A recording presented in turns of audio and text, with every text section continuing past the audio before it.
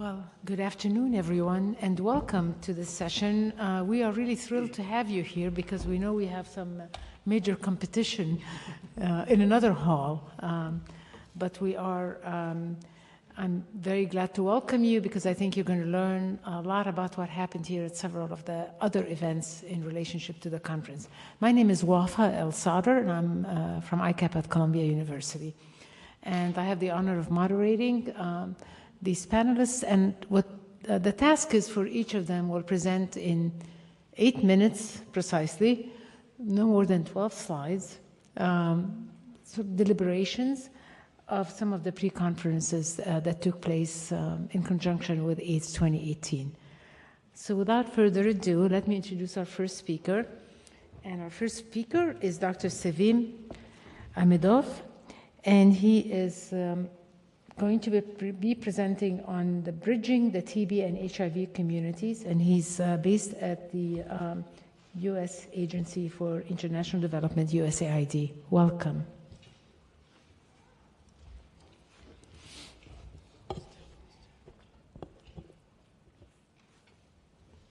Thank you very much, and it's a pleasure to be here today and present on behalf of all the colleagues and the participants in the pre-conference meeting on tuberculosis, which took place on Sunday, July 22nd.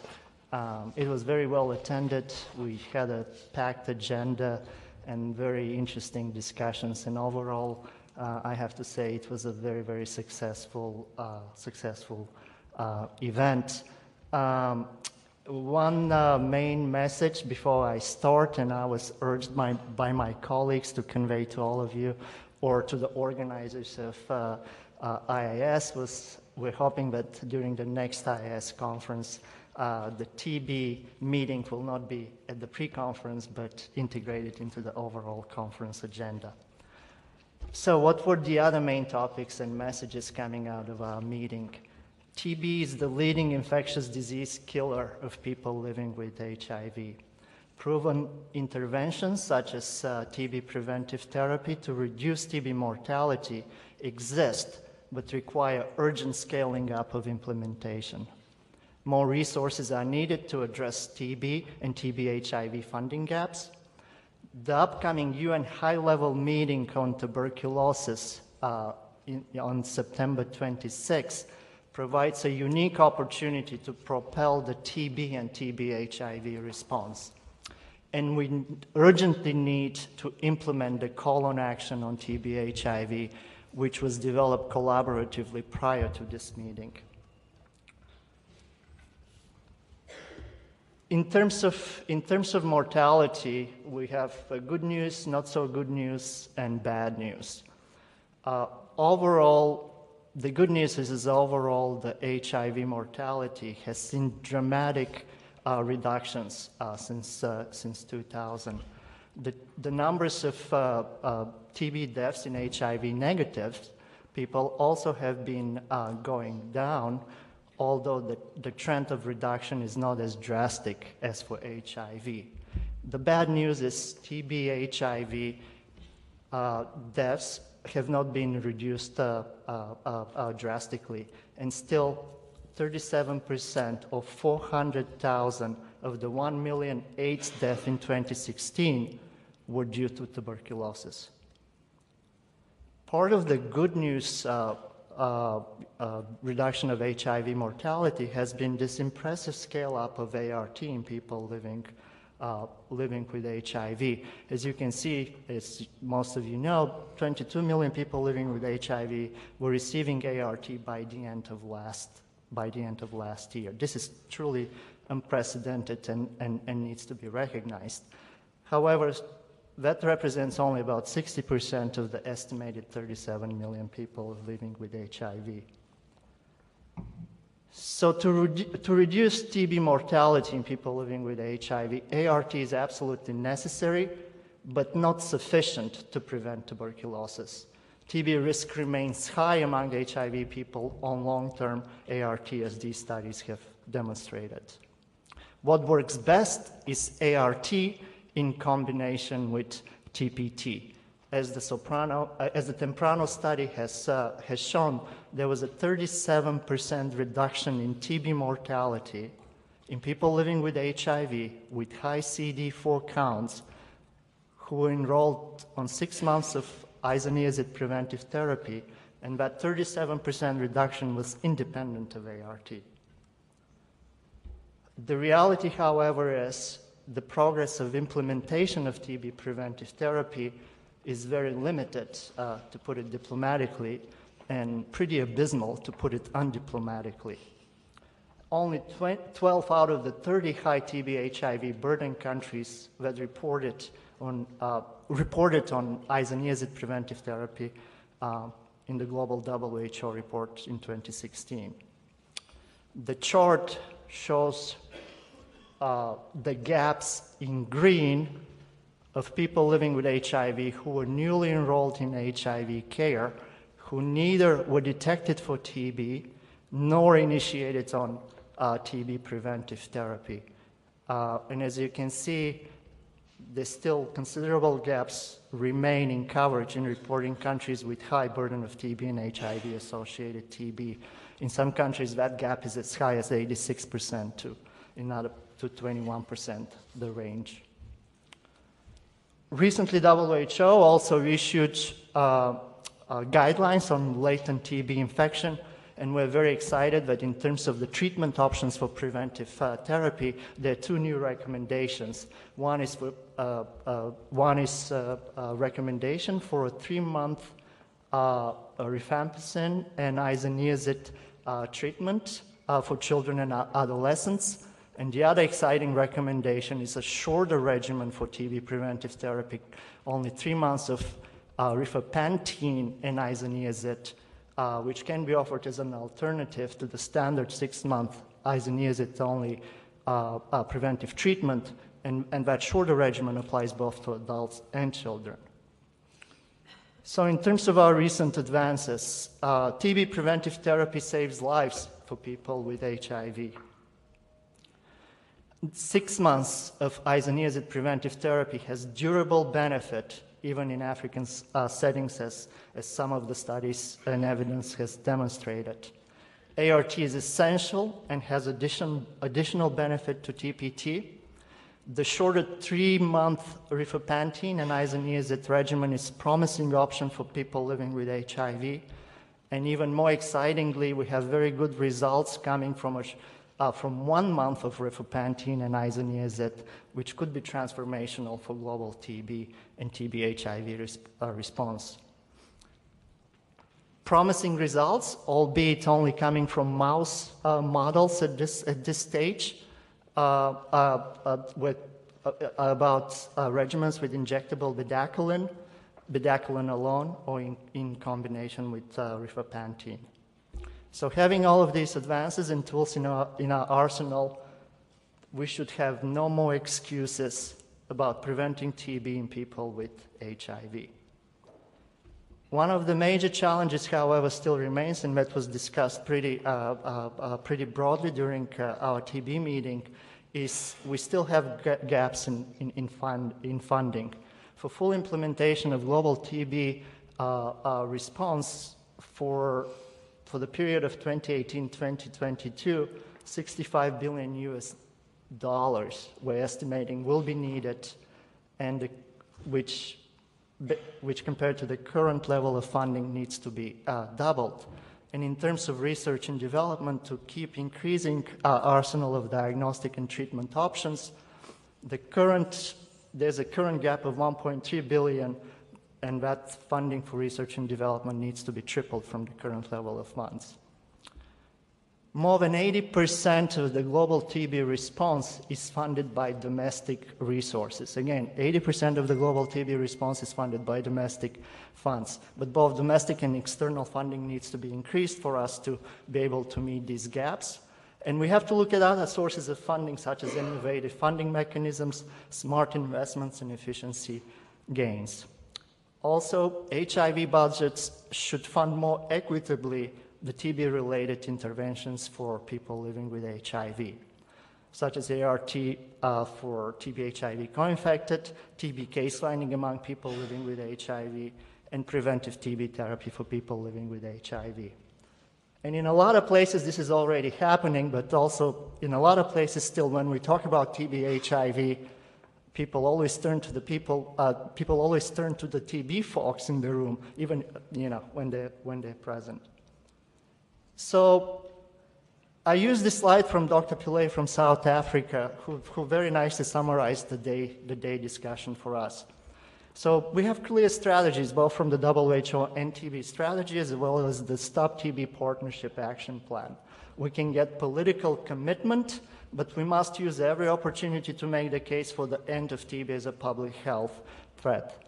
And as a testimony of that political commitment, the Minister of Health of South Africa, Dr. Motsoaledi, who also came to our TB meeting, and in his concluding remarks unexpectedly announced the reduction in the price of bedaquiline from $750 to $400 for treatment for 6 months for patients with drug-resistant TB in South Africa.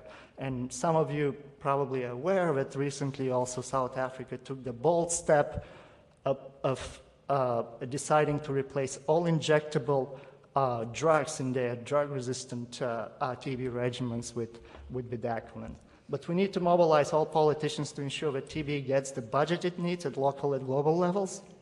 And we need to work closely with everyone, governments, civil society, to get the best possible political declaration at the UN high-level meeting in September. Engagement with the community and civil society is crucial, and for us, it's very important not to waste the opportunity presented by the high-level meeting on TB. Our call to action is to prevent 2 million deaths by 2022. Those are people that are necessary, and stop TB being the main killer of people living with HIV.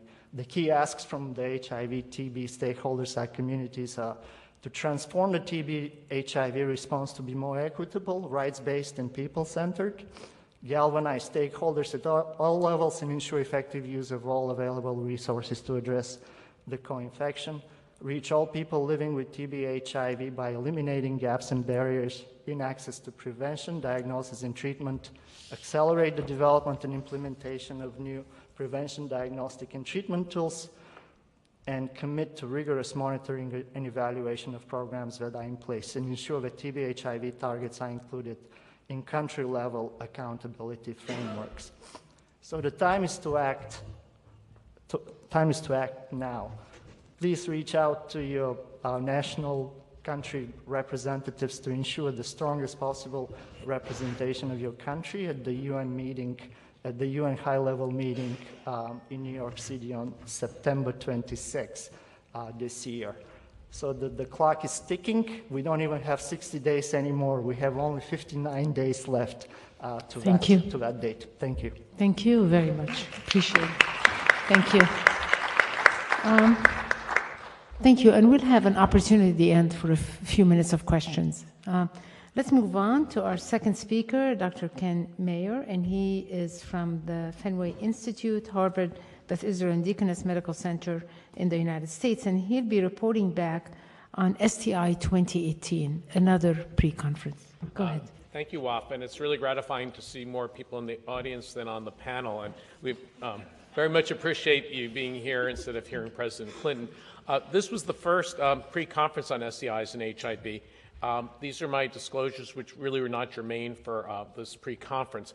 So the classic epidemiologic paradigm was the interaction of HIV and sexually transmitted infections. There were biological, behavioral, epidemiologic reasons that the two co-varied. But we're in a new era.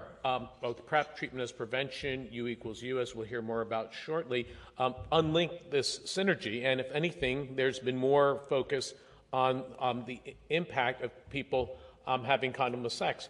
But sex is part of human life, and we want to embrace sexuality. So the question is, in the face of the issues raised by the new era, how do we think smarter and better? And that was really the rationale for the 2 days of the meeting.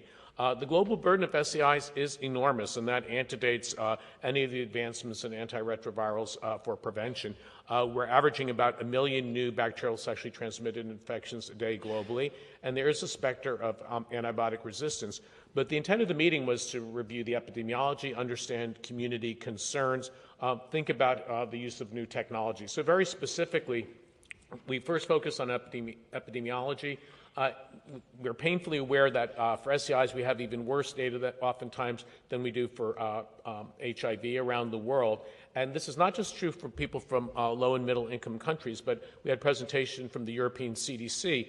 And the issue when we talk about key populations and vulnerable populations, we certainly have to really disaggregate the populations, and we had a presentation to really underscore the importance of understanding the different vulnerabilities and the different issues related to STIs for transgender people.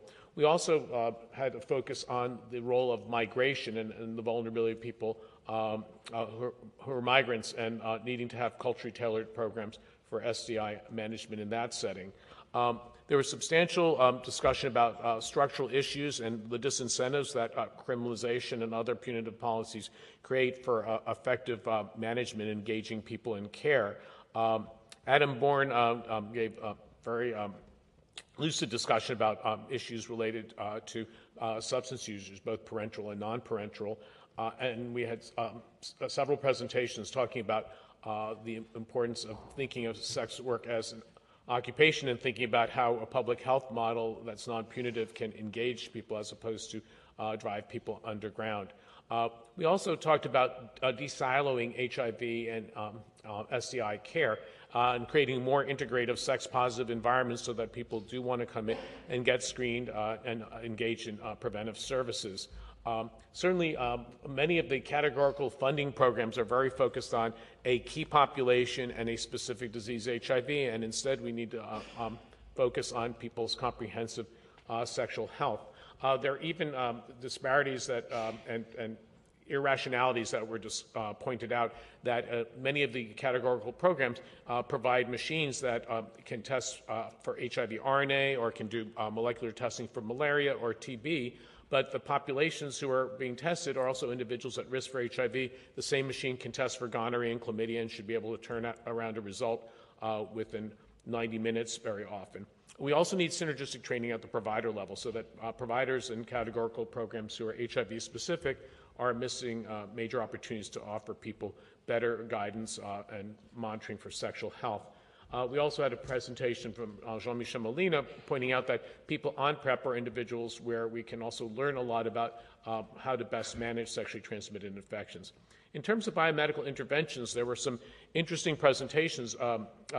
There's some data, increasing data from Australia about the key role of the oropharynx in transmission of gonorrhea, and a small pilot study looking at a mouthwash as a safer sex practice, and that needs to be scaled up so that we can give people good information about minimizing pharyngeal infections that might lead to onward transmission. Also, with some of the way in which some of the international funders have moved away from topical microbicides because of some of the vaginal microbicide studies, there's still an important role to be played by rectal microbicides, and that was discussed. A review by Kim Workowski from the CDC pointed out that we do have a clock ticking with regard to antibiotic resistance in gonorrhea and need better ongoing surveillance and smarter antimicrobial stewardship to anticipate problems. Lymphogranuloma venereum, a variant of chlamydia, was very interesting in terms of natural history. Several outbreaks of very severe LGB proctitis were reported among gay men here in Europe. Subsequently, more careful work shows that there's a wider spectrum of infection for LGB, and there's still a debate about if you find an asymptomatic LGB infection, should you treat it for a longer period of time or not, and that's part of the research agenda. Andrew Grulich from Australia pointed out the great benefit for young men who have sex with men, heterosexual men and women in Australia, from early routine HPV vaccination, and thinking about how we scale this up globally as a preventable cancer vaccine is really important. And there's some tantalizing data about a vaccine against N meningitis that might have some efficacy against gonorrhea, and again, discussion about moving that project forward. There were some very interesting presentations about things we don't think are sexually transmitted. For example, hepatitis C, very high prevalence among people living with HIV. And now here in the Netherlands, there are reports about hepatitis C being found among HIV uninfected PrEP users. And the question about whether people who have undetected or untreated hepatitis C who are HIV infected may be transmitting to HIV uninfected people, or vice versa. So it speaks to, again, the need for thinking of hepatitis C as a sexually transmitted infection that can be screened for, and if identified, can be treated early. And the question about whether treatment as prevention with the directly acting antiviral drugs for hepatitis C is an important thing to think about, and to increasingly think about hepatitis C as a sexually transmitted infection. There's also a presentation about some of the emerging pathogens. Both Ebola and Zika can be shed for long periods of time in genital secretions, and just thinking about what kinds of messages we give to people in endemic areas who may have cleared the symptoms of the infection but still may be shedding.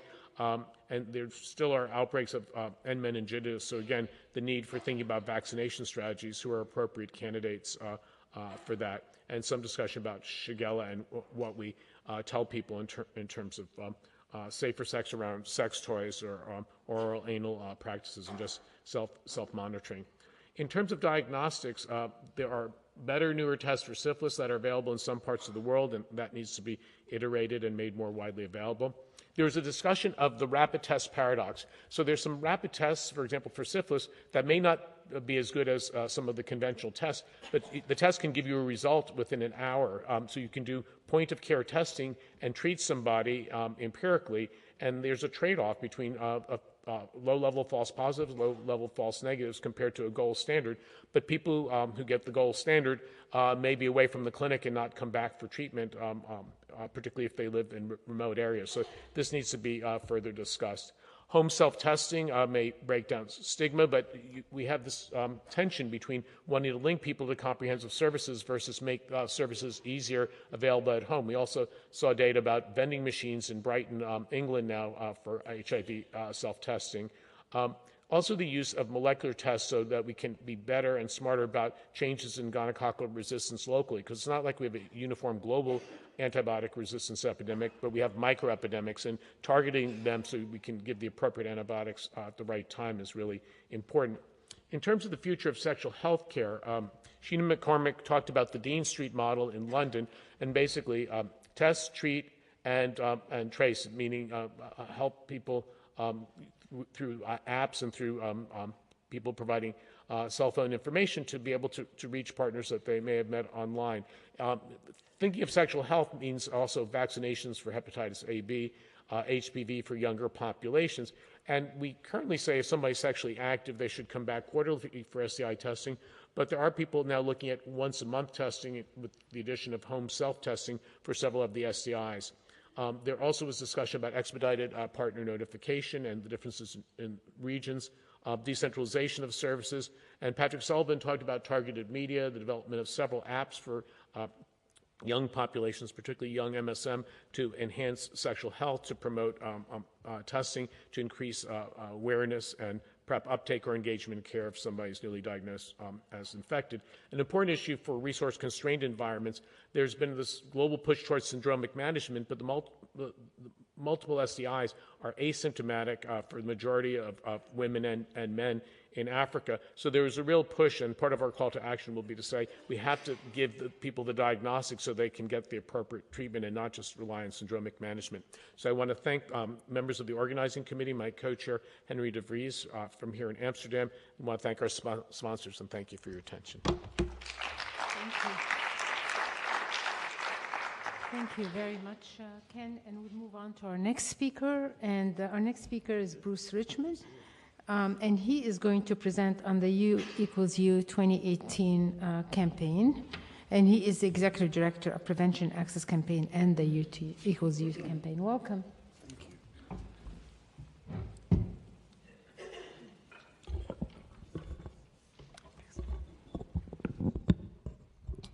I'm very tall, so I have to do this. Thanks so much for having us here in this wonderful platform to share the U equals U message.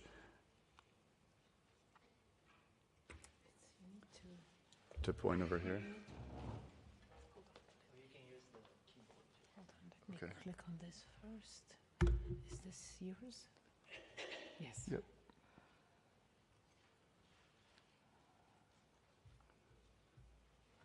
Here you are. Okay, great. Now you can use that. I can use this now. Okay, terrific. So at our pre-conference, the majority of the pre-conference was, well, initially was focused on U equals U, the message. So the science behind the message, why the message wasn't getting out to the public for several years. And then we focused on the movement. So the movement of people living with HIV, researchers, AIDS service organizations, and even public health departments and health ministries around the world that really joined together to get this controversial but widely proven by science message out to the public where it was meant to be. So we started off the morning with a keynote with Dr. Anthony Fauci, who is the director of the National Institute of Allergy and Infectious Diseases at NIH. And he walked through the science, really dating back to the earliest days of ART and the sort of overview of the groundswell that began to prove that U equals U was indeed true. He focused really on proving treatment as prevention, which shows that the difference between TASP and actually U equals U is that treatment as prevention shows that treatment reduces the risk of transmission. Whereas and this was pioneered by Dr. Julio Montaner, it's the foundation of U equals U, it's the same science as U equals U. U equals U goes a step further. It's prescriptive, it's descriptive, and it's empowering. It says the level of viral load that needs to be achieved, and then which is undetectable, and then it says the level of reduction in risk once you're undetectable, which is untransmittable. And Dr. Fauci confirmed, as he did last year at IAS, that the science really does verify and validate U equals U. And then the really exciting part was seeing how U equals U is getting out around the world.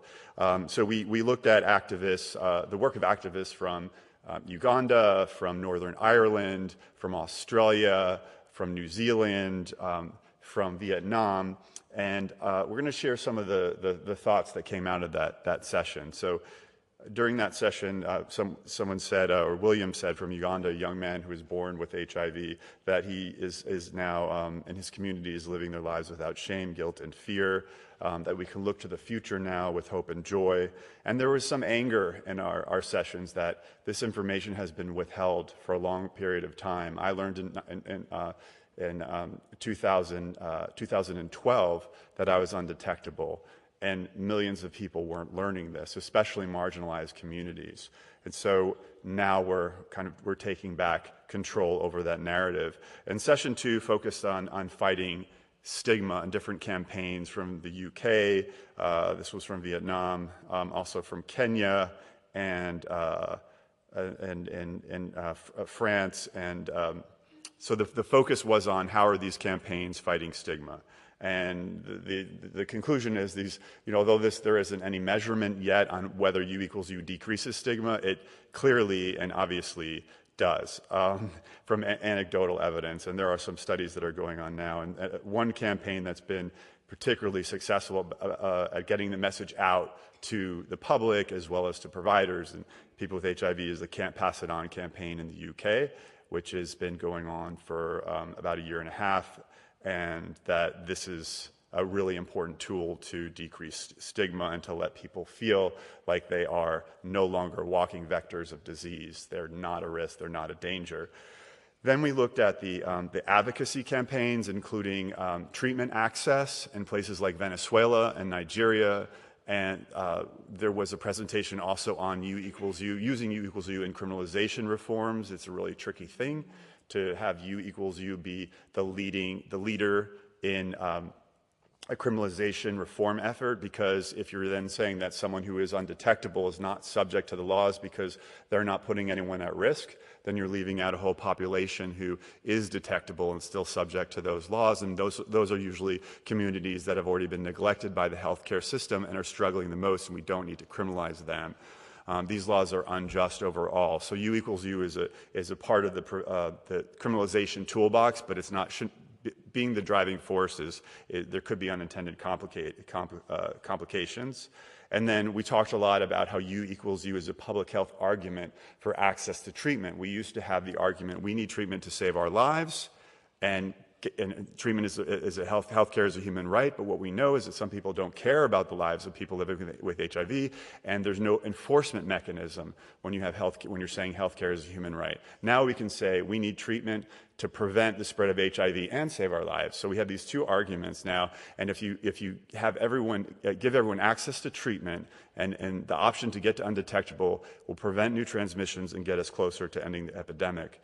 Then we went into what is the real risk. We looked at breastfeeding and injection drug use, and we know that at this point we can't say U equals U for either, but there needs to be more attention focused on in both areas. There have been transmissions in breastfeeding. So the end result is that this is an incredibly important message to change the lives of people living with HIV, and it's really important for the field. There's a personal health benefit and there's a public health benefit, and it's really a new message, and it's really important to say it clearly and accurately, use language that inspires confidence and not fear, so that people with HIV, it transforms their lives and incentivizes adherence. It incentivizes retention in care, or engagement in care, and access to treatment. So we have an incredible opportunity here, as long as we make sure that we say it, we get the message out. We're all ambassadors of this message. Anyone who touches the lives of people with HIV has a responsibility to share this with them. Thank you. Thank you very much. And certainly the results from the Partners 2 study are one of the memorable presentations at this conference.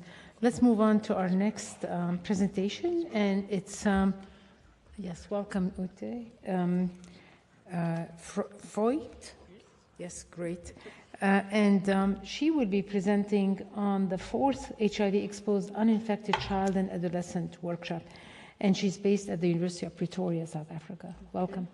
Sorry, it's gone to the...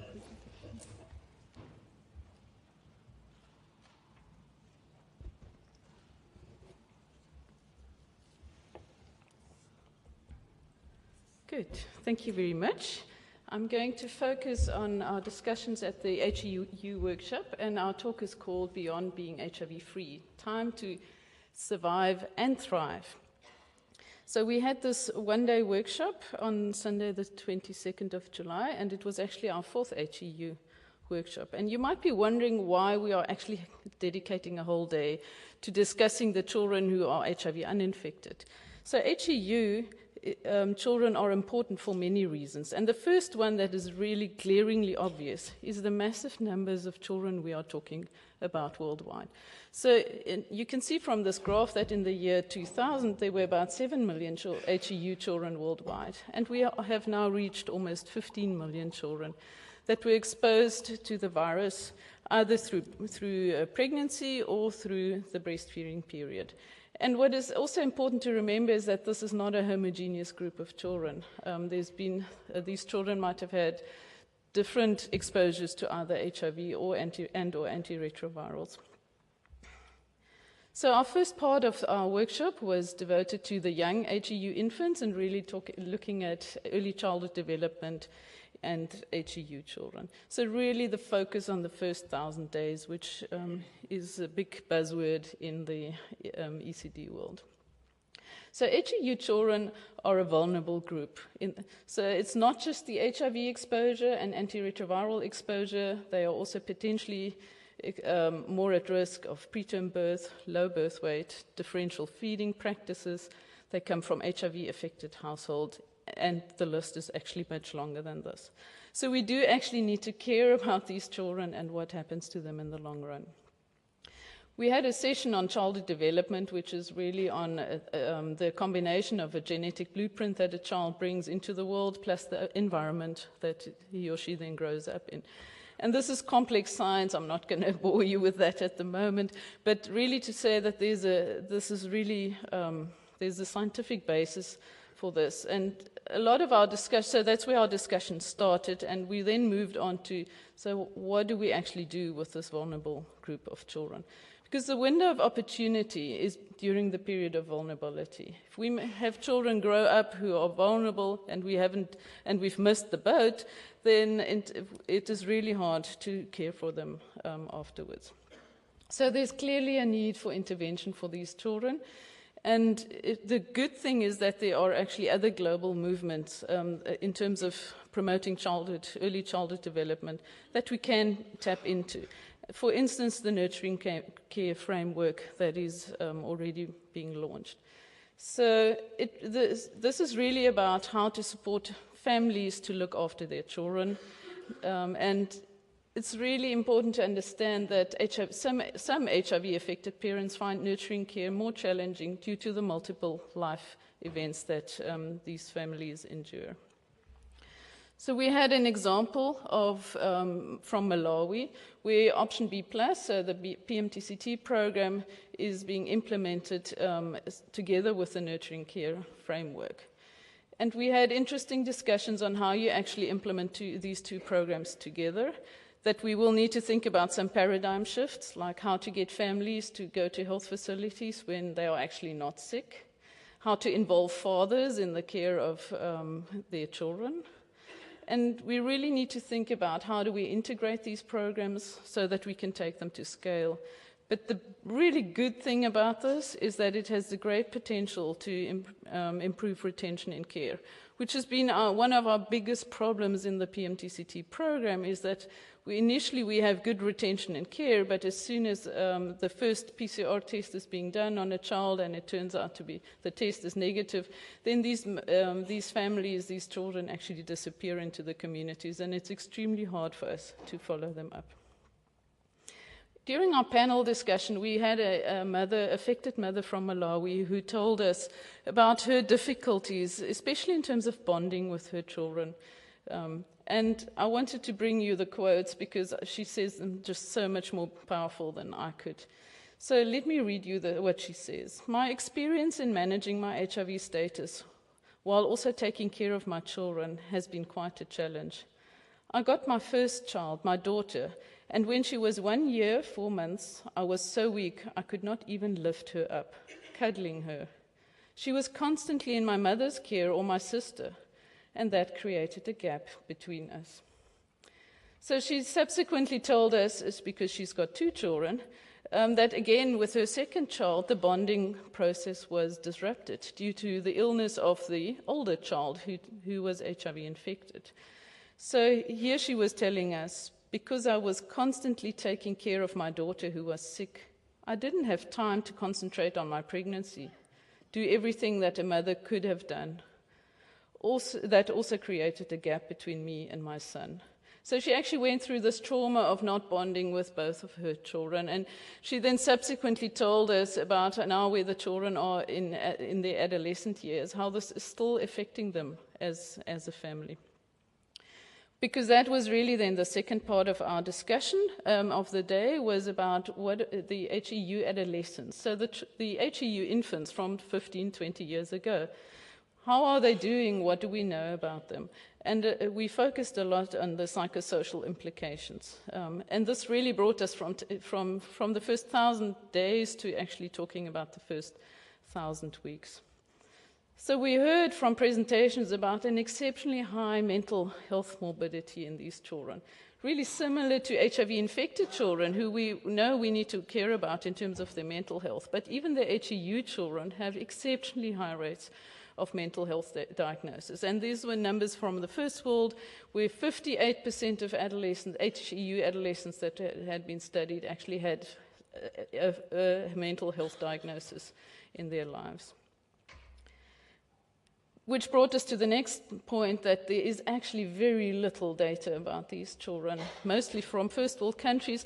Ironically, they were initially mostly recruited as control groups for HIV-positive children who then started treatment.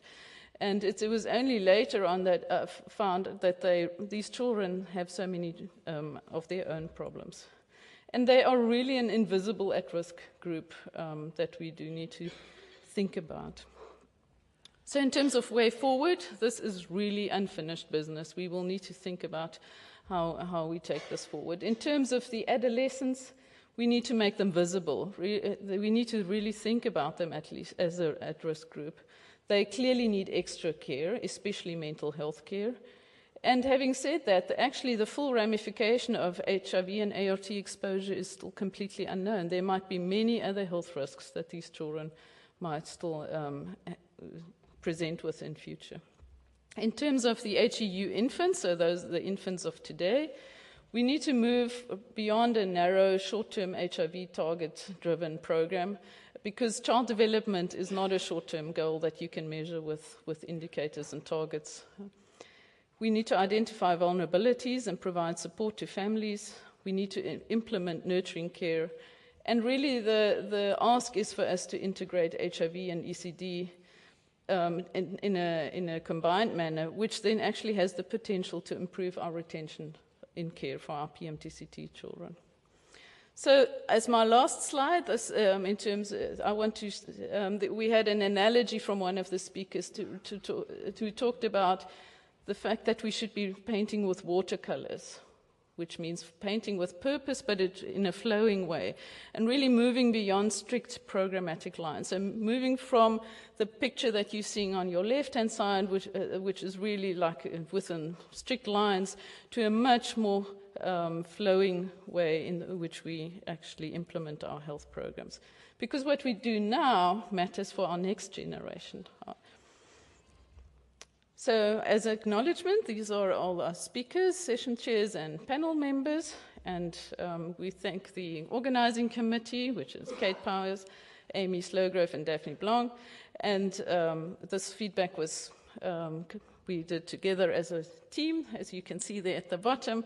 And our main message is it's HIV-free. Just talking about children being HIV-free is not enough. It's not even enough anymore just to talk about HIV-free survival.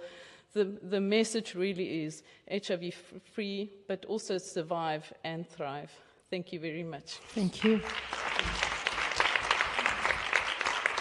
Thank you very much. We'll move on to our next speaker. Our next speaker is Amrita Sarkar, and she is from IRGT, a global network of trans women in HIV, and she will be reporting on trans action, building bridges to safety. Welcome.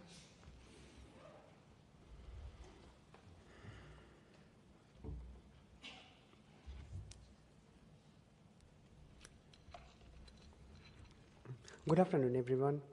So we had a very fruitful day on the pre-conference, and we had several sessions from different activists representing various countries from the globe. So I'm going by, session by session. Our first, after the welcome by our chair and by board members, we had our opening plenary. There we had to know more about people who are living with HIV from our community. And the summary was drawing from personal experience as long-term survivors. Panelists, they shared their struggles and how they did advocacy at their local level. So the issues came out like this, that issues affecting HIV/AIDS-related services need to be addressed among the community. We need more resources serving the needs for trans people, and that needs to be secured. Accessing HIV treatment, ARV treatment in government setting is not easy for the trans community because we are discriminated because of our gender identity, and that is a reality in everywhere. Feminization process for trans women is an important issue, but most of the time HIV/AIDS program doesn't talk about that. And we know that gender identity change process, feminization process is very difficult. And people who are from like third world countries, it's very difficult to get the information and to access all those information. And it is very much important to integrate those. Majority of trans women who are involved into sex work, that they leading themselves vulnerable towards HIV because most of the time, if like people involved in sex work, they don't have money, they have to listen to their clients. I mean, they cannot use condom, and just for getting more money, they have to say yes. Access to treatment is priority that is irrespective of identity and citizenship. Trans men, and this time we are very much lucky that this pre-conference also we had some trans men. They were talking about their issues because most of the time they are not visible enough, but this time we are lucky enough to have them. So they told that it's very difficult for the trans men to access the HIV-related services. Less documentation and research carried out for HIV prevalence among trans men, and trans men are invisible when it comes to access to treatment.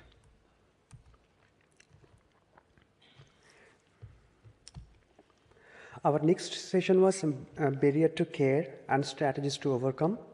So there were clinical issues that concerning trans health people, and that came up, and we all agreed that that needs to be taken care of.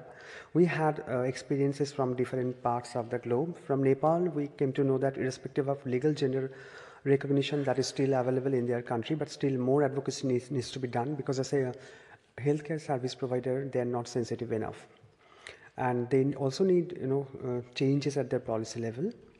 In US, sometimes healthcare service provider they discourage for HIV test, lack of data about HIV prevalence among trans men, that is another issue, and self-testing also can be another good option for the trans people. In Cape Town, there is 2001, there has been a study, and that shows that HIV prevalence was 57% among trans women. And a 2016 study that shows drinking alcohol is one of the problem, and that was 57% of trans women. So you can easily see, how vulnerable our population is. HIV testing to be integrated within hormone treatment, that was one of the suggestions, and other transition-related services. We also got a recommendation that trans people can take part in more research, because unavailability of data is a major issue, and we need to get the evidence, and that can be done by the community itself. More advocacy is needed for HIV intervention amongst trans men, so these are certain recommendations. Our next session was special projects of national significance, and the summary was, it was like sharing from different projects initiated concerning quality HIV care and gender affirmation and healthcare related empowerment. So we got a study information that was conducted by COE, Center of Excellence for Transgender Health, that shows that among 858 trans respondents, majority of the population were involved in sex work. There was issues involved disclosed HIV status, healthcare empowerment, discrimination faced to get shelter, hormone related therapy, and there were concerns also that were talked about. Then we came to know that special attention needs to be paid to younger trans women, Black African trans women, homeless or unstably housed trans women, and trans people involved in sex work. So intervention that are successfully going on in different parts. So we came to know that those programs are actually empowering environment and activities. Trans women in invisible staff on mentoring role, and support for self-care, and incentive to attend intervention activities. So these are some findings. The next session was HIV continuum for trans people. That was moderated by our chair, Ms. Joanne Kitley, and it was about why HIV continuum is necessary for trans people and what are the different strategies adopted. So from Thailand, we came to know that there's a clinic, it's called Tangerine, and that is very much effectively working among the trans community. That is a community healthcare center that not only provides sexual health services, but also gives information and services for people who wants to go to for sex change or wants to access hormone treatment. And it shows that involving social media that actually helped them a lot. Until May 2018, there was 92% of the transgender women, they were linked to ART, and the viral suppression was 90%. So we can see that if we are giving the services that is related to our core needs, that actually can scale up the program. From NYC, from the presentation, we came to know that HIV prevalence among the trans women is 70.40%. Then PrEP uptake from January 2012 to June 2018 among the trans women, and the gender non-binary people was 55%. So we got some suggestion that evaluate disparity in PrEP is very much important. To monitor adherence and resistance on PrEP is important because there are some issues on PrEP. In my country as well, there is no data that can really talk about that how much we are ready to get PrEP. So there are certain countries where PrEP is available, but in most of the world, there is no feasibility data, and we should think that how we are ready to get the PrEP and how that data needs to be there. To improve community awareness on PrEP, that is important. To provide support to deal with HIV stigma, hormone insurance, and other related issues. Our next session was very important. This time we are very lucky to have trans youth from different parts of the globe, and all the panelists were below 25 years. And we are really moved to know that how successfully they're doing, good work for their community. So from Latin America, the youth activist told that transition process is very difficult there. She was from Mexico actually, and she told that it's a very transphobic country. Ignorance and about gender identity and sexual orientation, it was there. Lack of access to gender recognition and gender identity, that's a problem. And lack of trans-specific health clinic and violence against trans, those are the other issues. From Africa, the panelists, she informed that low acceptance in society, lack of acceptance leads to sex work, making the trans population vulnerable toward HIV and AIDS, and also STI, and trans men are not very loud. From Eastern Europe, from the presentation, we came to know that people are homophobic and transphobic, and that leads to violence sometimes and harassment. And there is no commission, hence changing ID for the community is a major problem, and trans people who are denied job actually that led them to do sex work. Nepal, actually, we know there is law that actually recognize trans women, but still there we came to know from this young activist that still much more work needs to be done because the community they need to more work for the service providers since they are not sensitized, and also there should be some changes at the policy level. So there should be a strategy to make the strategy in a sustainable way. We have some information and sharing from linkages programs. So there are a couple of linkages program. So it shows that gender-based violence is a known risk factor for HIV transmission and also work as a barrier to HIV services. And there is a study conducted. It is showing that 53% of trans women are involved in sex work, 65% of same population forced in for sex, and 60% of them for having sex without condom.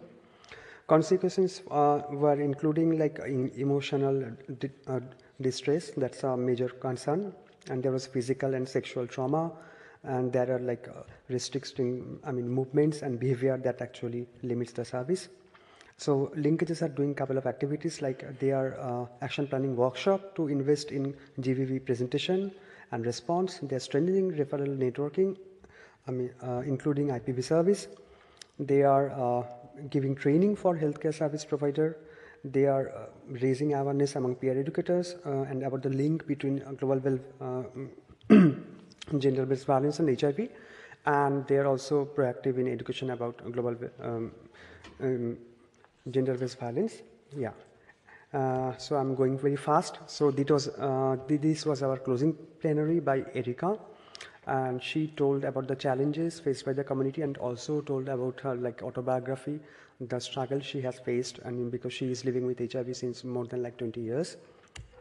And I'm just skipping this. This is some information about the trans networking zone. Also, we had great sessions. And these are some pictures from different activities conducted at AIDS 2018. And we are very much thankful to Global Action for Trans Equality, Positive Action, Robert Card Fund, San Francisco Public Health Foundation, and UNFPA. And thank you. See you in 2018. Thank you. Great, and thank you very much for this report. Thank you. We'll move on to our next speaker, who's Teresa Taro. And she's going to present on the Community Activist Summit, Reigniting the Fight for Quality along the continuum of prevention, care, and treatment. And Teresa is at the International Treatment Preparedness Coalition. Welcome, Teresa. Thank you.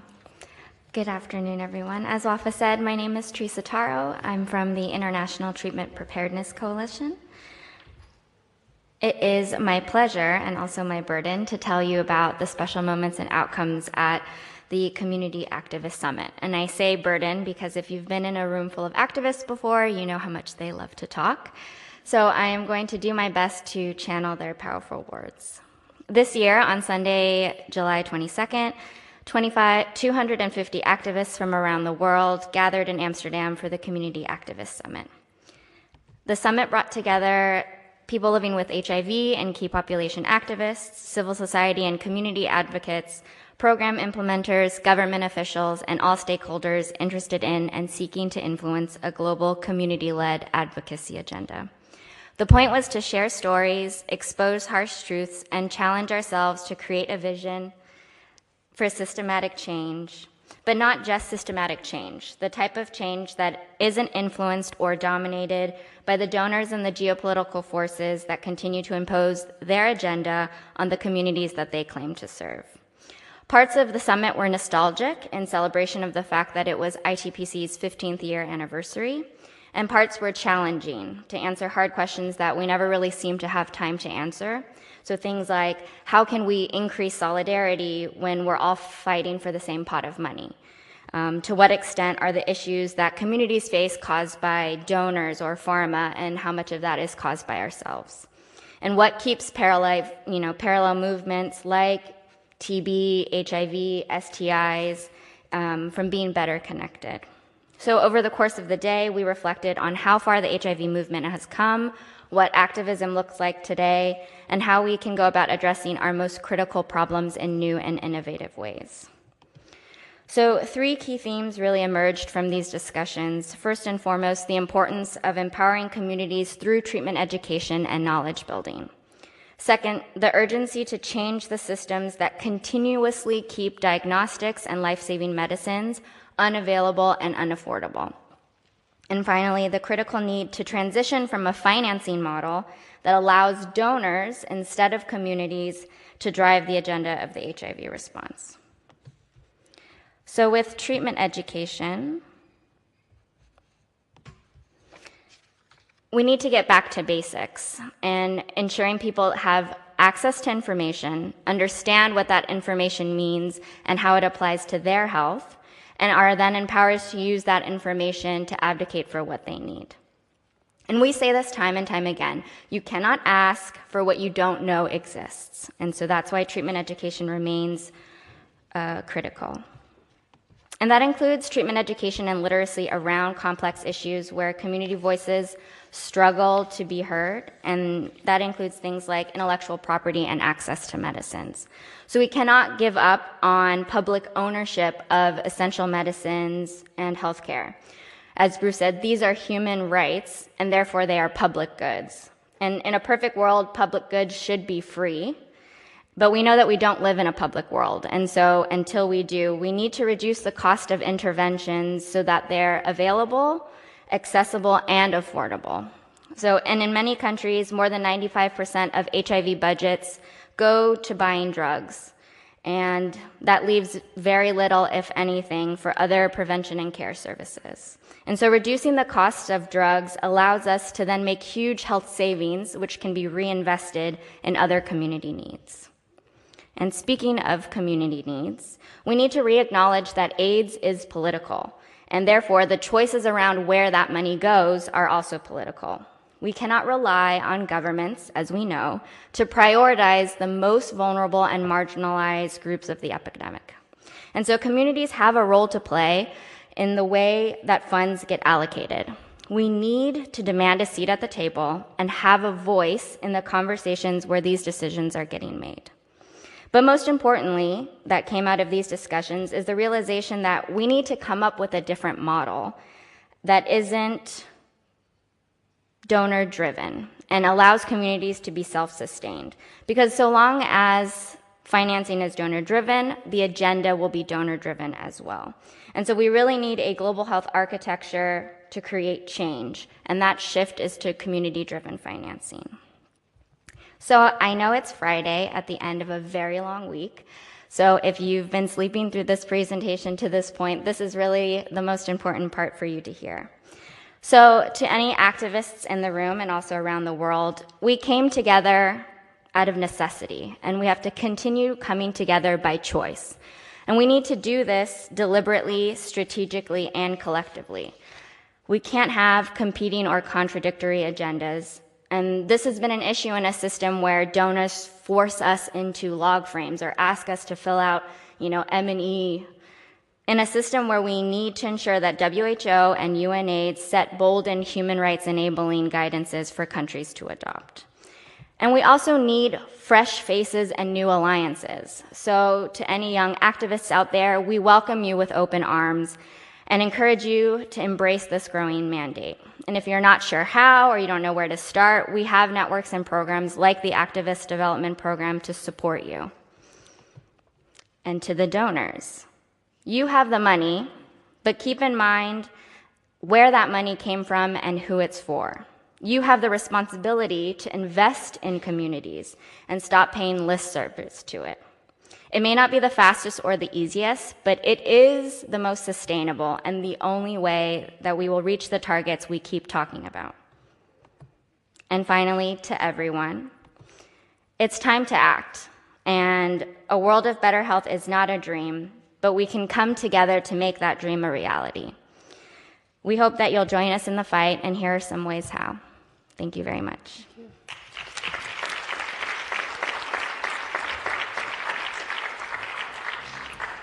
Thank you very much, Teresa.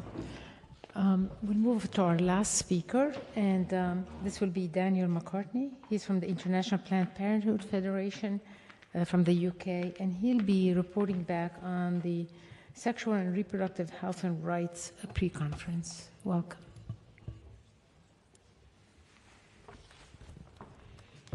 No, thank you very much. I'm really pleased to be here on behalf of my other co-chairs, Lena and Bertina, to sort of give this challenging task of reporting back on a one-day conference which seems ages ago of last Saturday.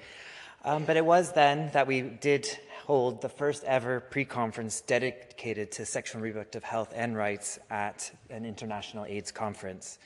This was coordinated by International Planned Parenthood Federation and Rutgers, our Dutch member association, along with partners, AIDS Fonds, Dance for Life, Guttmacher Institute, the International HIV/AIDS Alliance, Planned Parenthood Global, She Decides, UNAIDS, and WHO. As you can see, it was titled Breaking Barriers, Building Bridges for the Right to Decide.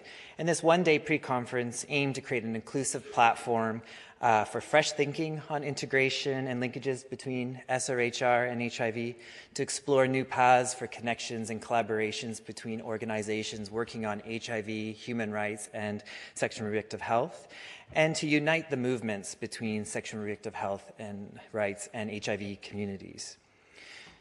But why here? Why now in Amsterdam? Actually, this idea came along a long time ago. I think just in one of the previous AIDS conferences with colleagues walking through the exhibition hall, a booth very similar to what we see here in Amsterdam this time, where we see the very pillar at the very top, where one of the pillars of the Dutch approach to HIV has long been sexual and reproductive health and human rights. So it was just sort of time that we really needed to showcase this at an AIDS conference. It's not the first time we've tried. We've tried to put this on the agenda by even having a dedicated networking zone in the Global Village. And they come back and they say, well, no, there's other ones that are related. Well, you should work with the Women's Networking Zone. Yes, that's perfect. That's a priority. But that doesn't encompass all of SRHR. And then following time, it was, well, we'll actually connect you with the young people. Yes, of course, that's great. They put that agenda. It's not that it's just a young people's issue. It's because young people have been realizing that we needed to include SRHR and HIV together for a long time and have been calling for this. So it was just a privilege that we were able to have that here for the first time. And also because of the Netherlands being one of the key initiators for the She Decides movement. And we were fortunate to have Lillian Plowman to be one of our opening speakers during the pre-conference.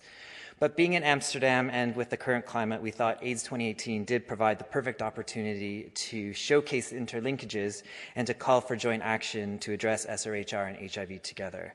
And I think, as you agree with me, it has been seen throughout the conference this year, either from the networking zone dedicated, but just in the other different issues. We know programmatically we are seeing things, calling for, greater pushing of condoms, which is still our only multi-purpose HIV, STI, and unwanted pregnancy prevention, as well as the issues around newer interventions, such as the integration of PrEP into SRH services, but also the technical issues around hormonal contraception and also the new recommendations around dolutegravir.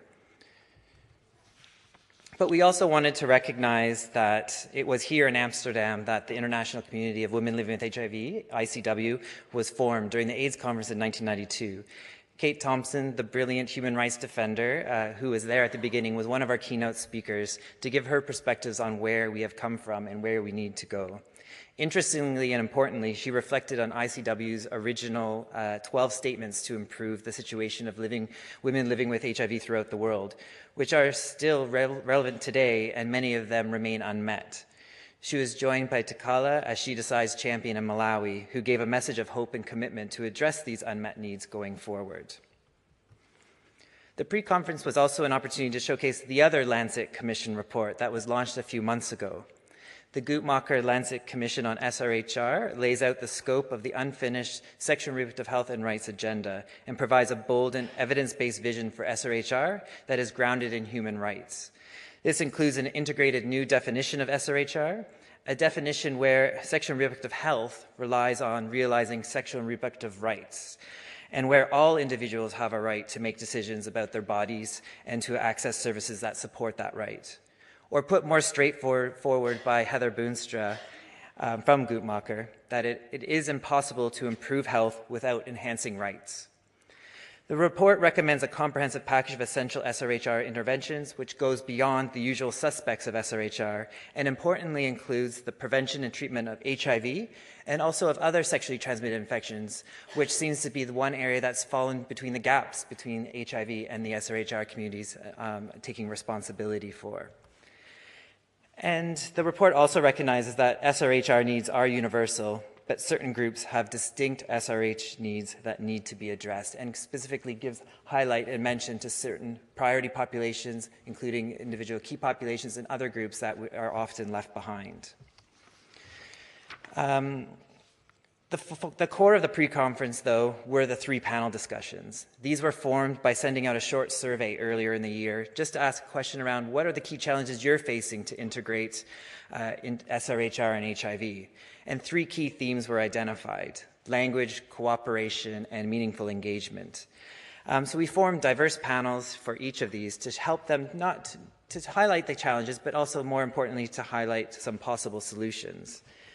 The first theme focused on how we can better frame and align our language for joint advocacy and to ensure our well-intentioned messaging does not fuel the opposition. We heard excellent examples of how framing has been applied in Argentina for abortion rights and in Uganda in work with politicians towards supportive policies. The second theme of cooperation had panelists from GMP+, Women Deliver, Dance for Life, and She Decides. And it was during this panel that we had a critical debate that we must go beyond collaboration. We must join interests and priorities. Those traditionally focusing on HIV must also include access to safe abortion and comprehensive sexuality education, while the SRHR community must prioritize the sexual and reproductive health and rights of people living with HIV and key populations. And both communities need to do much more around sexual and gender-based violence.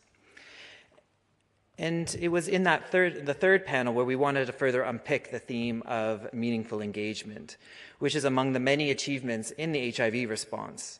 And we wanted to see, is this being also applied within the SRHR movement? The panel had a cross-section of representatives from young people, people living with HIV, trans women, non-binary individuals, and people with disabilities. It was actually really difficult to get panelists on this. You wouldn't think it was, but because of all the other pre-conferences, we were all competing for panelists on that day. But we had a real rich panel of individuals. And this did include a continued message that you all heard before, but again, nothing about us without us. Reflecting on these individual challenges, we were pleased to see many of these critical issues included within the Amsterdam Affirmation, including the scale-up the need to scale up evidence-informed programming, promote gender justice and sexual rights, and address needs of priority populations. Importantly, it calls for us all to stand together, and we encourage you to sign on, which you can do directly with the website. The pre-conference was also a launching point for other important calls to action, which I also encourage you to review and sign on, because I'm not going to go through all of them now. But the first being the call to action on the global gag rule. The call to action highlights that we all have a critical role to play to stop or mitigate the harms of policies like the global gag rule, as they are hampering our progress. While the full impact of the global gag rule will likely not be measurable for years, any claims that it is having no impact on the HIV response are false. Hearing the stories from local communities, including the stories from Mozambique during our pre-conference and others, as well as throughout AIDS 2018, it is clearly having an impact on the health and well-being of people who no longer have access to the local services they need. The second call to action was around the Interagency Working Group on SRHR and HIV linkages, and that was officially launched on Monday, and it gives the global community 10 coordinated actions that are urgently needed if we are to ever attain universal health coverage. And the third, at the end of our pre-conference, we joined Our Bodies, Our Fight pre-conference event to support their launch of a call to action supporting a united movement to advance access to safe abortion everywhere and to end AIDS as a public health threat. But overall, we had so many amazing speakers and panelists that it is hard to attribute memorable quotes for all. But one of our talent repertoires summed up this pre-conference in one sentence. We need to inspire a conspiracy of hope fueled by evidence-based outrage, which won't take no for an answer. And it is for these reasons from the pre-conference that IPPF stands in solidarity with our communities, saying no to AIDS 2020 in the US and calling for an AIDS 2020 for all. And I want to thank you, and thank you again to our partners and Program Advisory Group who made this pre-conference possible. Thank you very much. Thank you. Thank you very much to everyone. And we have a few minutes for some questions or clarifications, like 5 minutes or so. Please, if you have a question, if you can come to the microphone.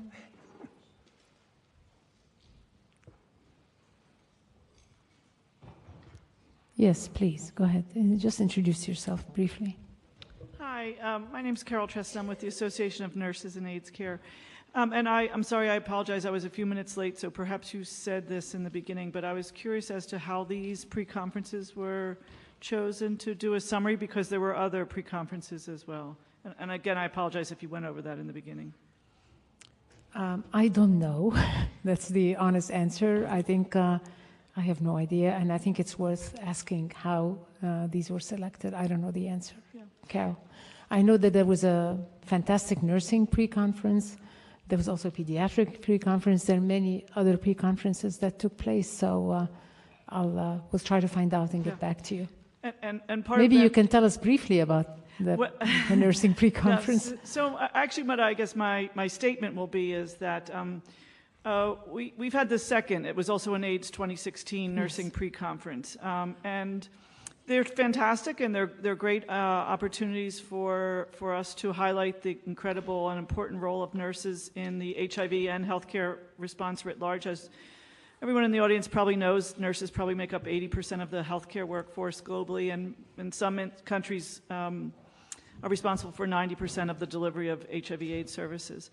But we would encourage either pre-conference planners, or we will certainly be saying the same message to the AIDS 2020 planners, to have a nurse in every one of the sessions, whether that's your pre-conference planning or in the main sessions, because we are the implementers of many of the programs that you're talking about, right? If you're talking about whether that be ART rollout, whether that be STD treatments, whether that be other aspects of healthcare, TB care, certainly we are intimately involved in the U=U campaign, but that we are integral partners in all aspects of the delivery of healthcare, and that we ask you to consider having a nurse who's an implementer in your specific area on your panels going forward. Thank you, and a point well taken. Thank you very much. Other comments or questions? Yes, one more. Yeah, hi, my name is Dr. Mukut, and I'm from India. My question is specifically to Bruce. Because of your U=U campaign, I hadn't been a part of the pre-conference because I didn't get the opportunity to be here. But the tremendous work which had been going on with U is equal to U is something which is not happening in my country. Because as I have been fortunate to interact with the public sector, frontline healthcare workers, when we inform them about U is equals to U, they are understanding it and they're accepting it. And when we tell them that the implication of this U is equal to U campaign, which is happening throughout the world, we want that instead of we going again and again and telling them, if representatives from your organization comes to the country and starts working in the public sector and spreads the information, it will give a good output in the way of adherence and in attaining 90-90-90 by 2020. Yeah. Thank you. Bruce, do you want to comment briefly? I mean, we that's something that we have done. First I should say that we've only had one staff member for most of this time. For 2 years, it was just me. And then I just hired someone 3 weeks ago for the first time. So it's been a very small kind of core organization to go out to various countries and do presentations, but we have done that. I think there's strength in numbers in India. So maybe if you go to our website, there's a community section with a map, and you can zero in on various regions of India and see the organizations that have signed on, and then kind of, collaborate, form alliances with them. And then we certainly would be open to coming to help share what we've learned from other parts of the world, sharing best practices and doing some capacity building. So I think it's a great idea. We're pretty booked, but we'll make time for sure. Well, thank you. Any other questions or comments? Great. Well, I want to thank you for being here, and I'll also thank the panelists for their very, very concise, lucid, and very informative presentations. Thank you very much.